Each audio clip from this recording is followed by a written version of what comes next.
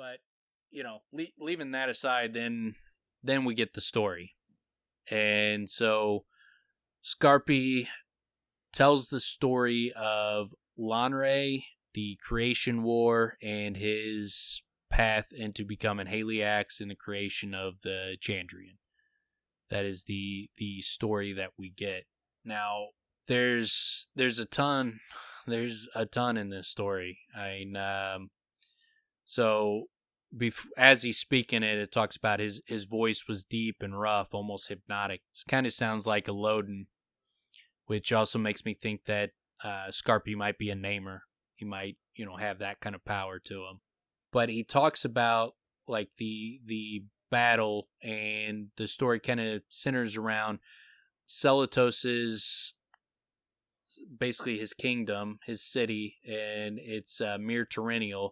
He says, imagine a city as large as Tarbean, but on every corner of every street there was a bright fountain or a green tree glowing, or a statue so beautiful it'd make a proud man cry to look at it. The buildings were tall and graceful, carved from the mountain itself, carved of a bright white stone that held the sun's light long after evening fell. So it sounds like, this is like 5,000 years ago. It sounds like they were more advanced than the world that Kavoth inhabits now. Probably as a result of the extremely powerful magic that they had. Hey, Dan, quickly, when that description of Mir Terrenial reminded me of where the Adem are from. Like the mountains carved into, wasn't it like bright white, and the mountains carved into are the homes and buildings carved into the mountains there as well? I don't remember, like bright white could be. I don't remember it off the top of my head, but yeah, the fact that it's built up against a mountain makes me think that Mir Terrenial might have been built alongside or into the Stormwall Mountains, like their place was. Yeah, I think that, and there's a lot of people that believe that that's where Mir Terrenial was located, is in the Stormwall Mountains. Yeah, so yeah. Okay. And I'll bring up real quick, because we're getting ready to get into that. That story that you were telling, you've told us before, the one of the Tinker and Jax. No, I take it back. It's not. Who do you think? Skiop. The story of Skiop took place in the same place that this big battle happened, right?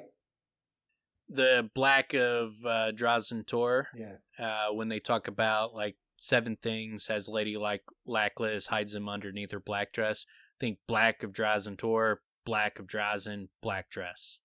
And also Drazen Tor is close to an anagram of Doors of Stone. So I think wherever this battle is fought, they say more people died during this battle than live in the world today. So obviously this battle must have took place over a big amount of space. Yeah. But after the battle, they lock the enemy behind the Doors of Stone. I think the Doors of Stone are probably somewhere amongst where this battle was fought, and I think specifically Fey Rheinial is where the Doors of Stones are specifically. Whether that's Black of Drazen Tor, where that battle was fought, encompasses a larger space than Fey Rheinial, and then Fey Rheinial is a more specific spot amongst this battle. Is not clear, but I think they probably Black of Drazen Tor, where that battle was fought, and Fey Rheinial probably encompass the same area. That's my guess, at least. I don't mean to keep getting you off track, Dan. So if you want to continue on, I have questions. That battle is where Lanre died, and wherever that took place is where Lyra wakes him up. You know what I mean? It's so. Locking someone behind the Doors of Stone, which would be the enemy, makes me think that possibly. I mean, my big question for this battle is who's the enemy? I know Lanre's fighting for this side, and he seems to be friends with Celatos to some extent, but after Lyra wakes him up, and they say she does that just by whispering his name, which makes me think that maybe she's a namer. She's one of the most powerful namers in the world. All right, so let's back up. Yeah. We're gonna go through this. the first things before we go into the battle and exactly what happened. The parts just keep in your mind. It's called the Creation War. So this is a battle that Valerian talks about as well. This is the battle between the Namers and the Shapers. The reason the Creation War was fought is because Valerian says Aiax stole the moon. So Aiax created the Fae, and there was a big battle between the Shapers, who were like Aiax, that were creating the Fae, versus the Namers, who thought what the Shapers were doing was wrong. And so they were kind of at odds with each other. But there was a chance for peace among them until Aiax stole the moon. When Aiax stole the moon, he went too far, and then the Creation War erupts. And so this war breaks out, and most, the cities of the world, there was hundreds of them, or however many they describe, and most of them are destroyed and just buried under rubble and decay and everything. And then there's 8 cities left. And the 8 cities are Belen, Antis, Beret, Tenusa, Emlyn, and the twin cities of Marilla and Murella. So, it just a little side note on that. I believe that the twin cities is probably the university in Imre.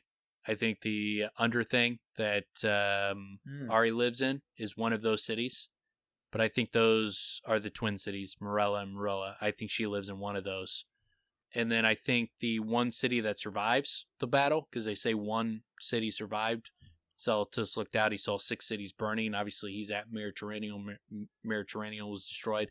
He saw one city survived. I think Tenusa is probably Tenue. When they were talking about, how's the road to Tenue? I think Tenusa is Tenue. I think that's the one city that survived. What's Tenue? Where have we heard of that before? Besides the road, they have a little idiom where they're like, "How's the road to Tenue?" Okay, but we haven't been there or any. No, haven't been there. Okay. No.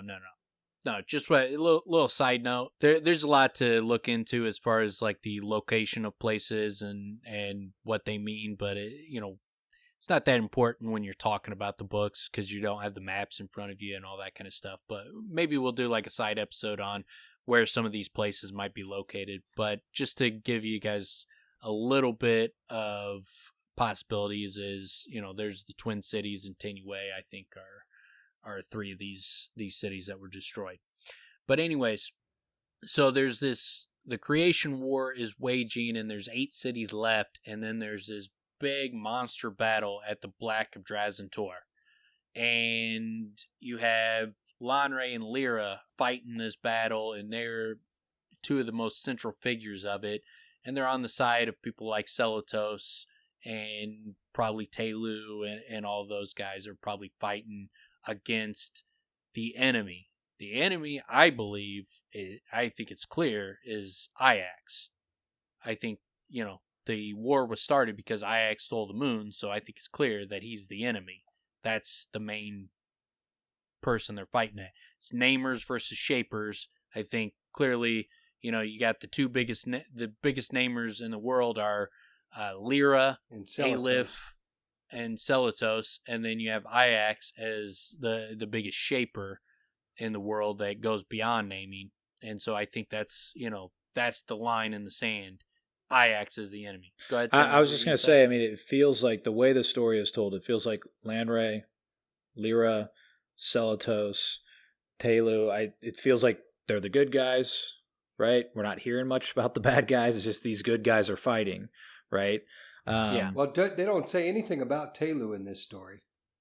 No, not in this one. Sorry. No. Yeah, that's in the next. But you get him in the second story, Yeah. and he's obviously buddy with Celotus and all them. So it kind of lends you to believe that he's probably fighting with them. But so in this battle, Lanre kills this beast that's like a shadowy beast, and he destroys him and he kills him, but it costs him his life. Hey, can I and stop then you? after It sounds like it sounds like a Dracus, and he says that he uses the armor like Kvothe says that the armor of the Dracus is like, the skin of the Dracus is like armor too. I just saw that scales coincide. of black iron. Yeah. Yeah, it could be that he was fighting a Dracus. That is a theory that people have, is that's what it was. It's a Dracus. So it could be, or it could be something like a Dracus but worse, or in that similar vein though. But yeah, he fights this great beast. He kills it, but he also dies in the act. But then after the battle was finished, the enemy was set behind the doors of stone. I think that means Ajax was set behind the doors of stone. Whoever the enemy is, it doesn't make any sense to me that we don't know who the enemy is through 2 books. I think it's clearly someone that's been in the first 2 books, and Ajax seems like the prototype, exactly who you would pick as who is the enemy of the Creation War. Seems like the guy that stole the moon would be the perfect candidate. So that's who I believe is behind the doors of stone, but it's not confirmed. The only reason I brought up what I said was because it coincided with, I think the cities coincided where the enemy was and where Lanray died.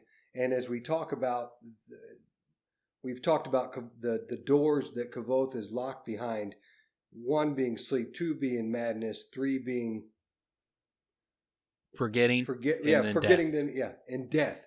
That's what I'm saying. Maybe the 4th door was the doors of stone, and it seems like Lanray comes out a totally different person when he meets up with Celatos, yeah. Celatos, yeah. Anyway, I just throwing that out. It's that's grief. Where my mind is. It's grief that turns him, right? I mean, Yeah, but keep in mind, after Lanray, according to Scarpy's story, after Lanray is brought back from the dead by Lyra, they go about continuing to fight the war for multiple years. Yeah, and they start pushing back their opponents. They are wiping them out, and it's after a couple of years they've almost defeated them completely. But the enemy was locked behind the doors after that battle, and then Lanray and Lyra kept fighting for years after that. So I don't think that Lanray was locked behind any doors. I don't think the doors of stone are, forgetting, sleep, madness, death. I think that's a specific spot. I think that's the Lackless doors, is the doors of stone. So I think those are different things. It's just when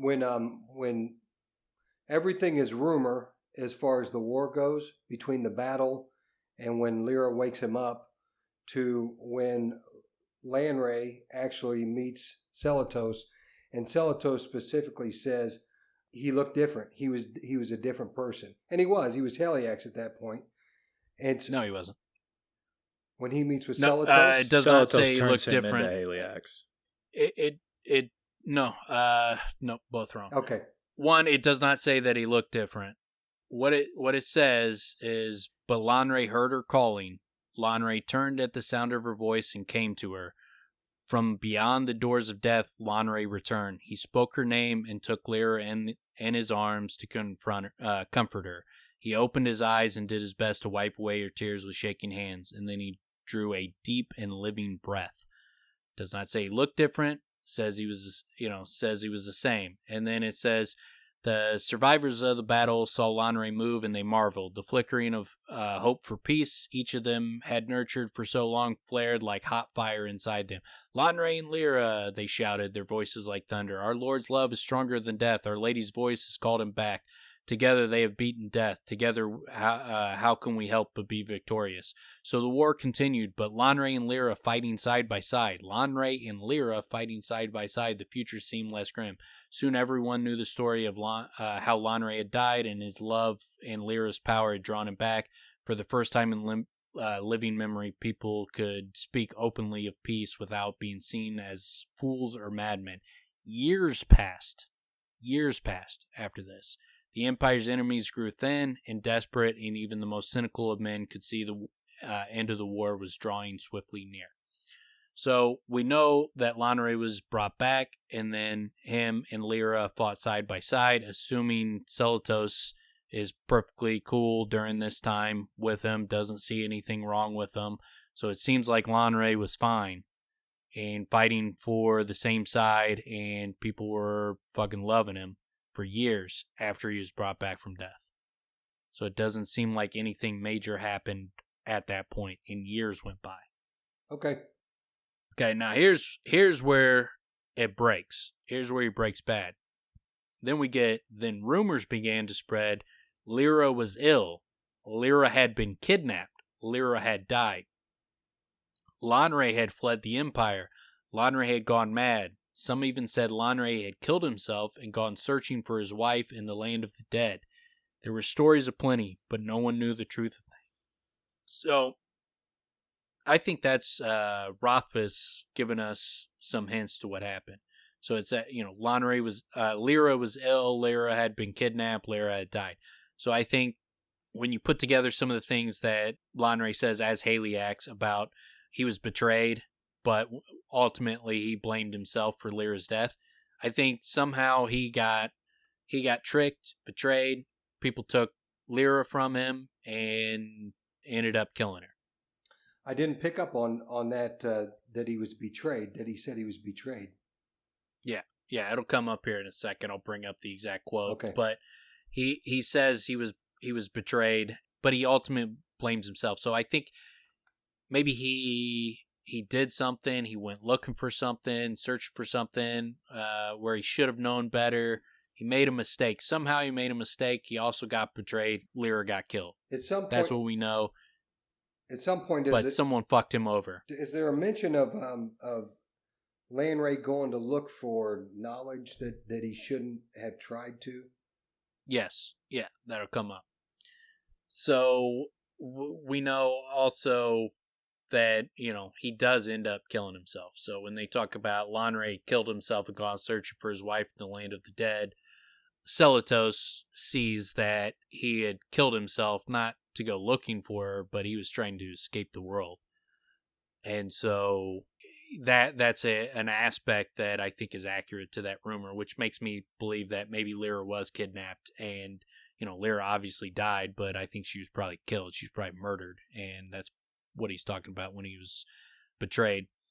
But so when Lanre, after all these rumors are going by, Lanre goes to Celatos. He goes to Mir Tyrannial and he's like, hey, come outside with me. Let me talk to you. And then when he brings him out there, he binds him. He says Celatos' name, true name, and he prevents him from being able to speak or even move. And it says, Celatos knew that in all the world there were only 3 people who could match his skill and names: Aleph, Iax, and Lyra. So these are the 4 most powerful namers in the world: Celatos, Aleph, Iax, and Lyra. But Lanre, all of a sudden, is powerful enough to shut Celatos down. Somehow. Nobody was more powerful than him. Now all of a sudden Lanre is more powerful. And he had no power and names before that. So he talks about how had Lanre come by such power. So Lanre goes from basically just being the ultimate warrior, because wasn't he just he was just a fighter, and until he gets killed, and then he comes back the most powerful namer that there is. Yes. And I think the clue to this story is what happened is when Bass talks about, when Kvothe tells the story of going to meet in the Cathay. When he comes out of that, Bass is horrified that he talked to the Cathay. He's flipping out. He's like, tell me you didn't talk to him. He's like, you can tell this guy whatever you want, but I want to know the truth. You did not talk to him. He was furious. He's like, because he sees the Cathay as the worst of the worst. Nobody's worse than the Cathay. And he says, Iax talked to the Cathay before he stole the moon.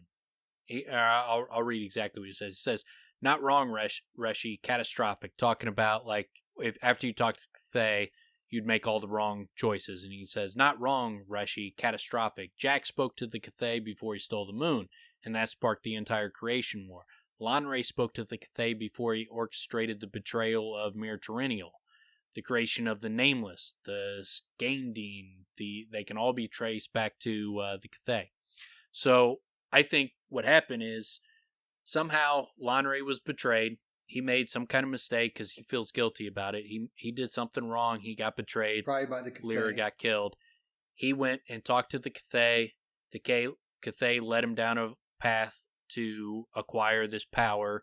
He acquired the power, was not able to save Lyra, but the power corrupted him so much that, he can't escape his pain behind any door. He can't even die. When he kills himself, he comes back into his body. He's burned back into his body. So the Cathay fucked him over and led him down a path to gain the power, and that power ultimately is what created Haliax.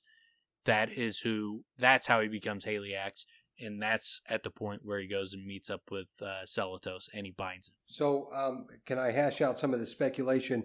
Because chronologically, Lanray could have been betrayed while and that's the reason he got killed, or he could have been betrayed while he was dead, and that's the reason why he came back to life. Or let me restate that. That was, maybe he made a deal with the devil or something like that, and was able to come back to life for that reason. I mean, it doesn't actually say, though, chronologically when he was betrayed, when he was.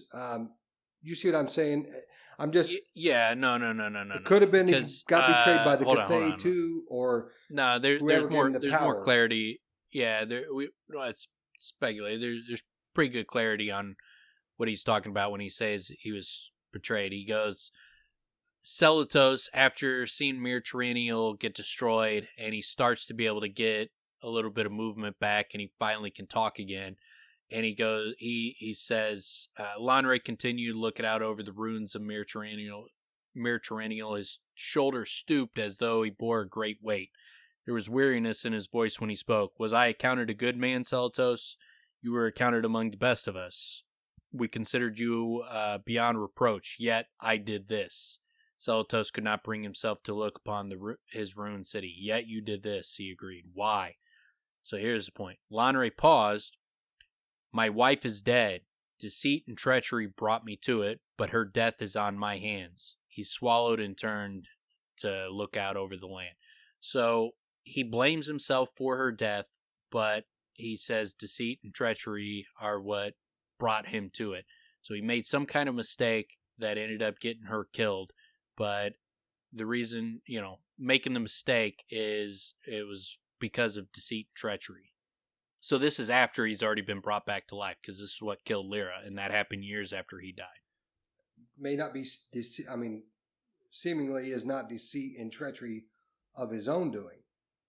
No, I'm saying I think that he was betrayed, and obviously someone screwed him over, but he blames himself for her death. So I think the reason he probably blames himself for her death is that whatever he was trying to do that made him liable to be betrayed and deceived. He was probably trying to do something he shouldn't have been trying to do, and that was the only reason he fell for the betrayal, that he didn't see it coming. Okay. See what I'm saying? Yeah, I do. Well, on that, in that vein, towards what you guys are talking about, a little bit further, Celatos, looking at Lanray, he says that he had sought the power to bring Lyra back to life. Out of love for Lyra, Lanray sought knowledge where knowledge is better left alone, gained it at a terrible price. So that's what you were talking about, where he looked for knowledge, and what he did, obviously, it broke him, and he went bad, right? So he's basically down a path of trying to end the world at this point.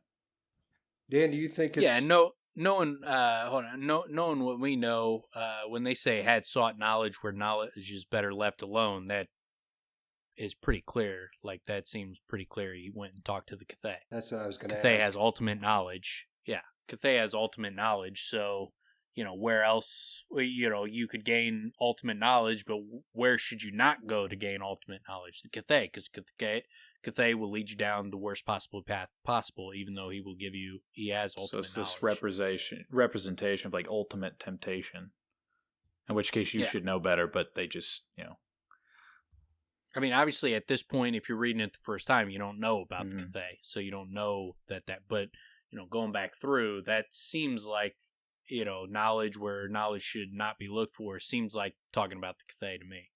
And we know that he talked to the Cathay from Bast. He talked to him before he created the Chandrian and before he sacked Mir Tyrannial. So I think that's what they're talking about in that point. Is the Cathay a namer? Do we ever I don't know. indicate that? I just ask because it seems like the creation war is between the Shapers and the Namers, but the one enemy that we know of, Ajax, is also a namer. While he is a Shaper, he's also a namer. You see what I'm saying? Yeah. So I'm just trying to get some clarity. Is it possible Ajax is the Cathay? Is that a possibility? I don't believe so. I believe Ajax is different. I've never heard anything describing him as like this all knowledgeable, knows every path of the future that could ever be. Like he knows the future in an omnipotent way. I've never seen anything that describes Ajax in that way, and I've never seen anything that describes it. And Bast says Ajax talked to the Cathay. Oh, okay, all right. No, I mean the only reason I was kind of making a connection there was Ajax he's like, it feels like in these books he's a symbol. You don't see him much. He seems to have gotten locked behind doors, right? But in the Cathay, doesn't go anywhere. People go to the Cathay. You know what I mean? So that's why it's kind of feeling like the Cathay's locked, right? To a degree. Yeah, he seems trapped in the tree, but he doesn't seem trapped behind doors. And it wouldn't make any sense if they're the same character, considering, they are mentioned separately. Yeah, Florian talks about him separately. Bast talks about him separately. No one. Yeah, the reason the reason that Ajax stole the moon is stated that he talked to the Cathay, and that's what led him to steal the moon. So I don't think they are the same person. One other part though I do want to bring up is, so kind of like hashed out, like, so the war went down. Lanre was killed, brought back. They fought for a couple years. Something happened where he was betrayed. He feels like he's responsible, though. Lyra was killed. He went seeking knowledge, talked to the Cathay. Next thing you know, he's Haliax. Chandrian are in place. We don't know exactly what the Cathay led him to do to gain that power and to become Haliax, but something happened. He's told some kind of knowledge that led him down this path. Then when he goes and betrays Celatos and they destroy Mir Tyrannial and they destroy all the cities, it's save one. One city was left standing. I think that city is probably Tenue, Tenusa. As far as this time frame, Tenusa was one of the cities. I think it's Tenue. But I want to bring up Cheyenne's story. Cheyenne is the leader of the group that he sees in Adimre. Cheyenne's that little lady, older lady that's a badass fighter. Who tells him about the Chandrian. Yes. And so in her story about the Chandrian, I'll bring up one part of the story. She says, in the Empire, there were 7 cities in one city. The names of the 7 cities are forgotten, for they are fallen to treachery and destroyed by time. The one city was destroyed as well, but its name remains. It was called Tyrannial. So, first thing I'll point out is she doesn't know the names of the other cities. Scarpi does. So that tells you how much extra knowledge that Scarpi has. He knows, and it's not Tyrannial, it's Mir Tyrannial. So he knows far more than she does, and so that also lends credence to the fact that Scarpi is not just some dude walking around knowing stories. He knows stories at their fundamental level, so he's probably been around for him. But anyway, so but his name remains. It was called Tyrannial. The Empire had an enemy, as strength must have, but the enemy was not great enough to pull it down. Not by pulling or pushing was the enemy strong enough to drag it down. The enemy's name is remembered, but it will wait. Since not by strength could the enemy win, he moved like a worm in fruit. The enemy was not of the Lithani. He poisoned 7 others against the Empire, and they forgot the Lithani. 6 of them betrayed the cities that trusted them. 6 cities fell, and their names are forgotten. 1 remembered the Lithani and did not betray a city. That city did not fall. 1 of them remembered the Lithani, and the Empire was left with hope. With 1 unfallen city, but even the name of that city is forgotten, buried in time. I think that's taken away. But the point is that, and she goes and names the 7 Chandrian. So Haliax is the enemy she's talking about. But in her story, he corrupted 7 other people. So originally the Chandrian must have been 8 people. So instead of the 7, it was the 8, but one of them did not go through with it. And he remembered the Lethani, and he did not destroy the city. Who the fuck is that guy? Because I don't think we have any fucking clue who that person is through 2 books. I don't know. Yeah. I mean, but that's a huge cliffhanger, is the fact that all the cities were destroyed save one. You know, it's likely not Celatos. They're not talking about him because he was the leader of Mir Terrenial, and that was destroyed. But he saw the one city that wasn't destroyed. But then, according to her story, it was originally supposed to be destroyed, but someone who started to join with Haliax backed out of it and didn't go through with it, and that city was saved. I mean, is there any? So I'm curious who the fuck that would be. I have no fucking clue who it is. So, but it's worth mentioning. Let me ask just about the math. I mean, is there? There was 6 cities destroyed, and 7 of the 8 cities. Okay, there was 8 cities remaining. 7 of them were destroyed. Okay, so there were 7 cities destroyed and 7 people that Haliax persuaded to betray their cities or just to join him. I mean, were the Chandrian leaders in these cities, or are they just? It seems that way from her story. Yeah, Scarpy doesn't mention right. it, but from her story, that's just adding a little nuance to it. Seems like he recruited the leaders of all the cities and got them to betray their people and destroy the cities. So he obviously went to Mir Terrenial. The other 6 Chandrian destroyed their cities, but then there was one other person who was supposed to stay a Chandrian that did not betray it. That's how I read it. Well, how does that? So if because Celatos was the leader of Mir Terrenial, so that saves one that there was no betrayal there. Mir Terrenial, though, was destroyed. No, I know. I'm saying, though, the leader of Mir Terrenial did not become one of the Chandrian. So that leaves only 6 cities with 6 It people. says 6 of them betrayed the cities that trusted them, not led them. They were trusted, at least among these people. Yeah. So it doesn't necessarily mean that they were running these cities, but these were 6 people that were trusted. The same way Lanre was trusted, and he destroyed Mir Terrenial. Yeah, that makes 7. That makes more sense. So that's something to keep an eye on for the 3rd book, because I'm really curious who's the one that remembered the Lethani. And was he possibly the betrayal? I mean, was that actually maybe the betrayal that Lanre talks about? I have no clue what the betrayal is, but I think that obviously that's a question that needs to be answered as well. Who betrayed Lanre, and what was the reasoning behind it? What got Lyra killed, and what did the Cathay tell Lanre? These are massive questions we get in this chapter. We get more questions than answers out of this chapter. Yeah. We get some answers, but we get even more questions for book 3. Shape the whole story. Why? Who betrayed Lanre? How did Lyra die?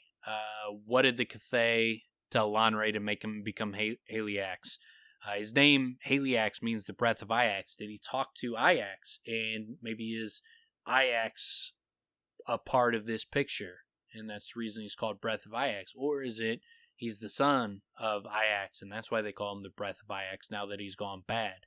It's kind of like, he went from Anakin Skywalker to Darth Vader. It'd be like went from Lanre to Haliax. So Iax is using him, basically, kind of could be using him, or it could be that he's just related to Iax, and then when he went bad, like Iax is bad, then he adopted the name Breath of Iax, Haliax.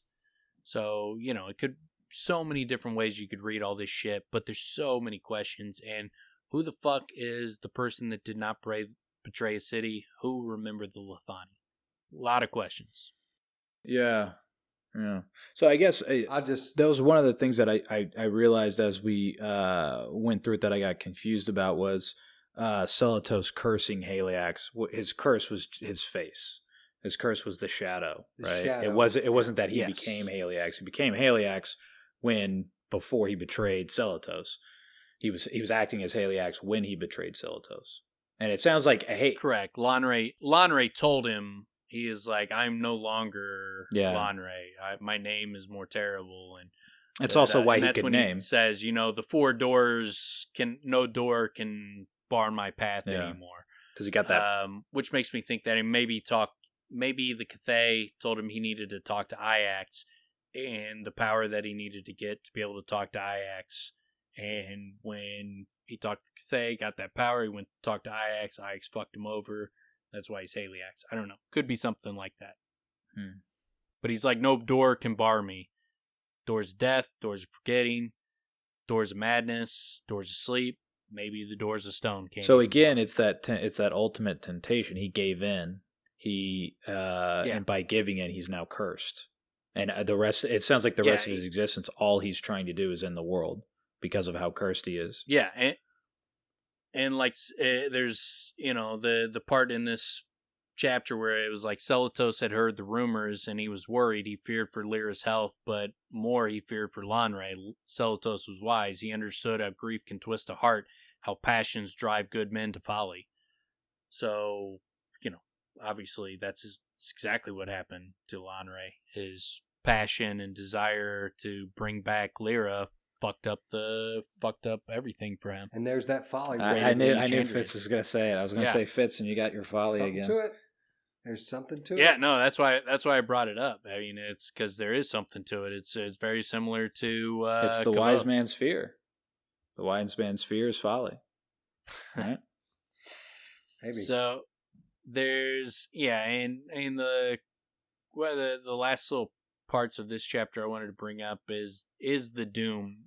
Celatos spoke, "This is my doom upon you. May your face be always held in shadow, black as the toppled towers of my beloved Mir Terrenial." Obviously, that happens, and that leads credence to what the story that Scarpy's telling is. That's what Kvothe saw as a man in shadow. "This is my doom upon you. Your name will be turned against you, that you shall have no peace." Maybe there's something about his name being turned against him. Maybe when people know his true name, it fucks up his ability to accomplish his purpose. It tortures him. Something about it. That's maybe why he went after Kvothe's parents and killed him, because they learned his true name and they were saying it. So there's got to be some aspect of knowing his true name and Celatos' curse.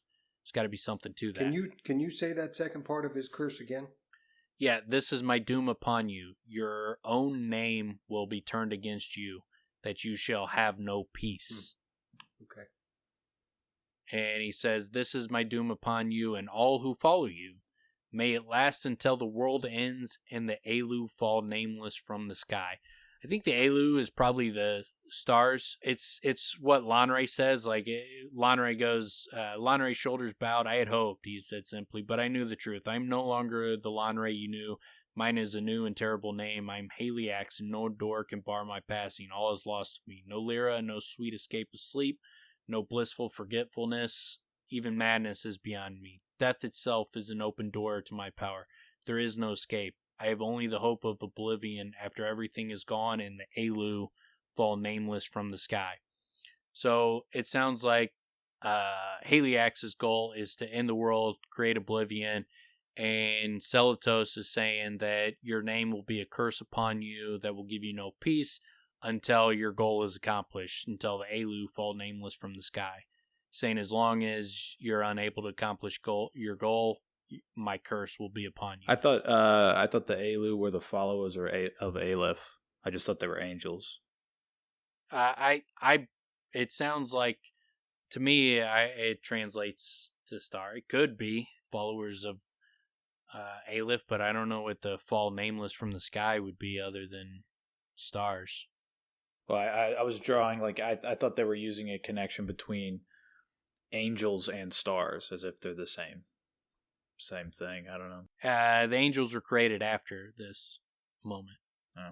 So Because that's the second story. That happens after all this happens. So there were no angels at this point. I'd like to throw out another little thing about Lanray.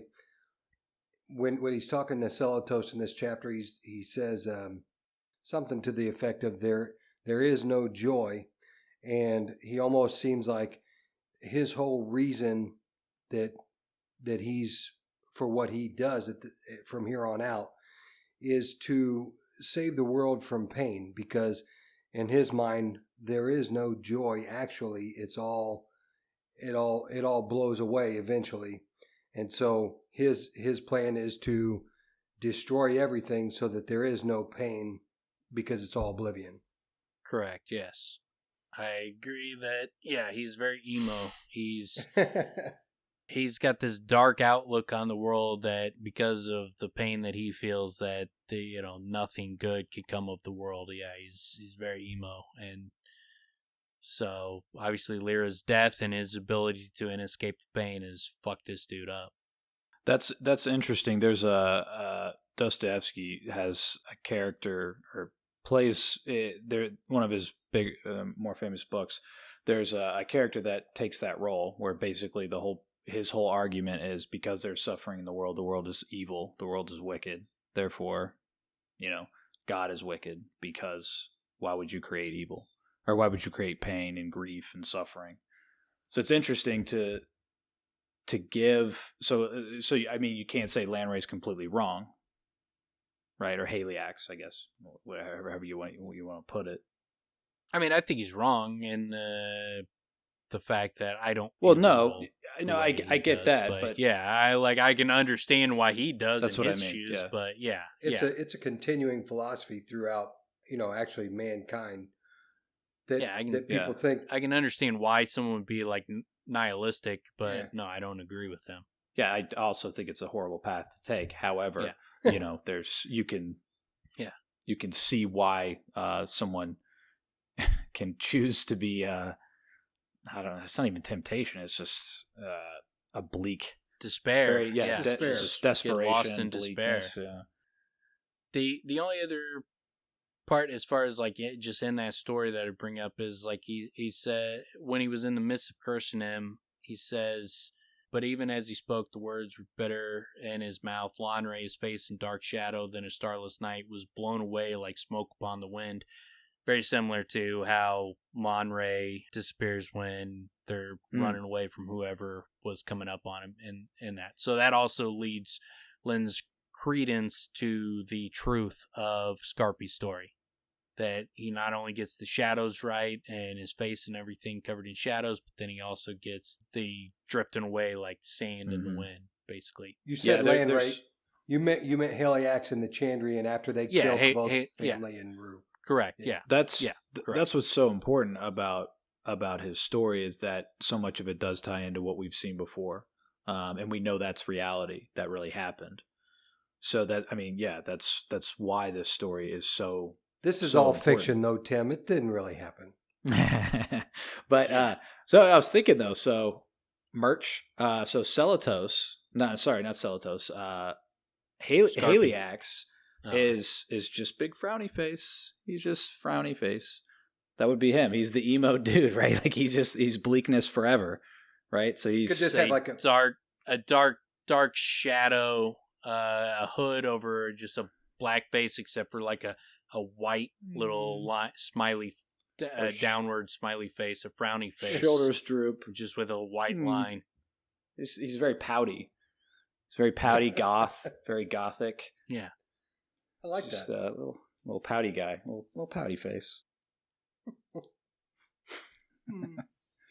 Then we come out of he finishes the story and he says, it wasn't until Scarpy stopped speaking that I noticed how lost in the story I became. Very similar, like I said, to Skiop, and when the when Skiap told his story to the Rue and how lost they became in the story, Kvothe noticed, same thing with Kvothe. He just got lost in this story. You also got the diamond blue eyes. When you mentioned that, there's a couple times, and they talk about his sea foam. He made a kind of a cool connection because he calls him driftwood. He looks like driftwood, and then his sea foam, a driftwood eyebrow. Well, right? And that's actually coming in the next he chapter, describes him as like a bum wandering the fucking roads. I mean, he describes Skiap and Scarpy very similar. Color of their hair, down to their color of their eyes, and down to their physical descriptions. It just seems like they're very similar. Seems like they're the same person, and his knowledge would make sense that they're the same person. But then he, I think, gives a clear clue of that he's there for Kvothe is when he talks about, I only know one story, but oftentimes small pieces seem to be stories themselves. He took a drink. It's growing all around us, and manor houses of the Sieldem and the workshops of the Sieldar over the storm wall and the great sand sea and the low stone houses of the Adem, full of silent conversation. And sometimes, he smiled, sometimes the story is growing in squalid backstreet bars, dockside in Tarbean. His bright eyes looked deep into me, as if I were a book that he could read. So that's when Kvothe, after the story, goes up to try to give Scarpy a penny or a half penny, correct, and apologizes because he doesn't know the rule, and that's how Scarpy describes the truth. And then Scarpy basically winks at him like, I'm here for you. Well, and then like you said earlier, that if I were how he looks deep into him as if he was a book that could be read, that's a Loden too. Yes, exactly. I was going to bring that point up. Yep. So when you were talking about Scarpy also being a namer, I think you're right. I think he's super powerful, and it's funny, man, because I didn't see that, but I eventually got to realize that with Chronicler. Now seeing it with Scarpy, and just not picking up on it initially, knowing there's more there, but then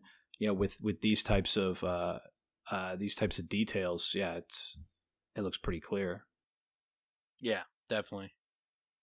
The only other part I had on that was, all stories are true, but this one really happened, if that's what you mean. He took another slow drink, then smiled again, his bright eyes dancing. More or less, you have to be a bit of a liar to tell a story the right way. Too much truth confuses the facts. Too much honesty makes you sound sincere. My father used to say the same thing. As soon as I mentioned him, confusing well of emotions rose up in me. So, obviously, we know Scarpy is admitting that it didn't happen exactly the way he told it, but more or less, that is the story.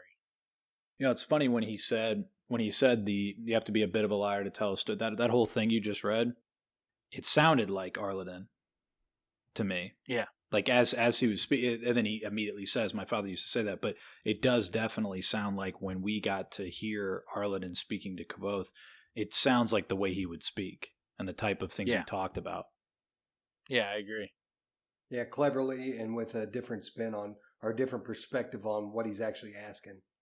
Arleden. Yeah, there's always an edge, and I like this whole thing with bigger application just to storytelling in itself. It's these are great, and the one that Fitz brought up about how or like a little bit earlier in the chapter or in this little section, there's no good story that doesn't touch the truth. Just those types of phrases are great, man. Yeah, true to life.